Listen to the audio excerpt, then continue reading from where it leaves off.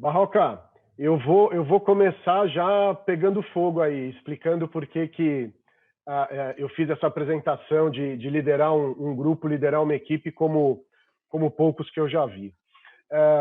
Quem já trabalhou contigo conhece a maneira de você trabalhar, de você atuar, e recentemente eu ouvi lá no Pitch Invaders, no podcast, a tua entrevista. E você tem uma fala que eu acho muito interessante, porque quem trabalhou contigo viveu essa prática, né?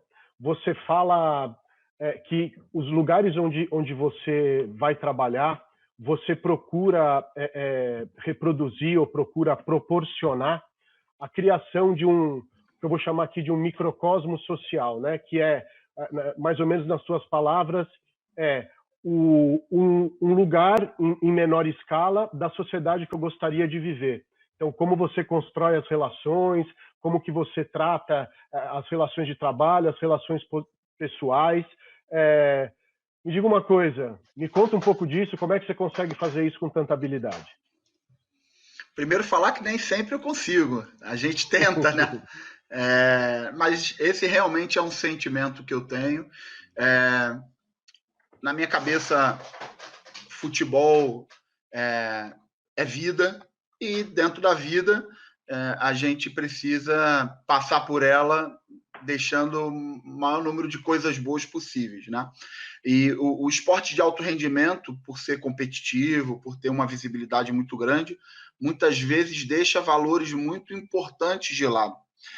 E desde que eu era muito jovem, muito novo, e que eu decidi ser treinador de futebol, eu sempre me cobrei muito que, independente do nível que eu tivesse, independente do lugar que eu tivesse, independente das pessoas que eu tivesse trabalhando, que eu nunca deixasse de deixar os valores primários, aqueles valores que a gente aprende quando é criança, quando é jovem, com os nossos pais, aqueles valores que a gente entende que vão fazer bem para a sociedade, de lado, né? Então, eu realmente entendo que o lugar ali onde eu estou trabalhando, ele deveria ser realmente um pequeno recorte da sociedade que eu gostaria de viver, né? E aí eu estou falando de pequenas regras, eu estou falando de respeito, identificação com as lideranças do clube, eu estou falando em processos de critérios e muito claros para todos, um processo de coerência nas decisões. Eu acho que é muito importante um treinador, quando chega em um clube,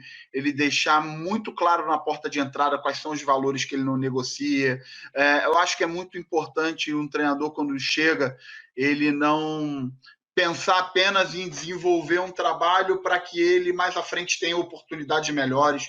É muito importante que o treinador deixe ali um legado social, deixe um legado profissional, deixe um legado onde 10 anos depois de trabalhar naquele lugar, ele ainda se relacione com as pessoas e todas essas pessoas tenham memórias afetivas agradáveis. Isso é uma coisa que para mim é muito importante. Eu sou criado assim, eu tenho essa característica como pessoa, e mesmo trabalhando no alto nível, eu não gostaria de abandonar nunca esse tipo de situação. Então, eu me cobro muito que realmente um pedaço daquele lugar onde eu estou trabalhando que tenha esse tipo de competência ou de comportamento na relação treinador-direção, na relação treinador-comissão técnica, a comissão técnica que já está no clube, a comissão técnica que vai comigo para os clubes, a minha relação com os jogadores, a relação com os jogadores mais jovens, com os experientes, com os que jogam mais, com os que jogam menos, com os que não são relacionados, com os que estão no departamento médico, com os profissionais da base, com os jovens jogadores da base que ainda não subiram para o futebol profissional. Então, tem uma infinidade de relações ali em que eu tenho muita preocupação de que o meu trabalho, além da obrigação de dar resultado, que o treinador de alto nível ele tem que ter sempre isso com ele, né? Eu costumo falar que o treinador ele é avaliado de 4 formas, que são os resultados que ele tem, como as equipes dele jogam, né?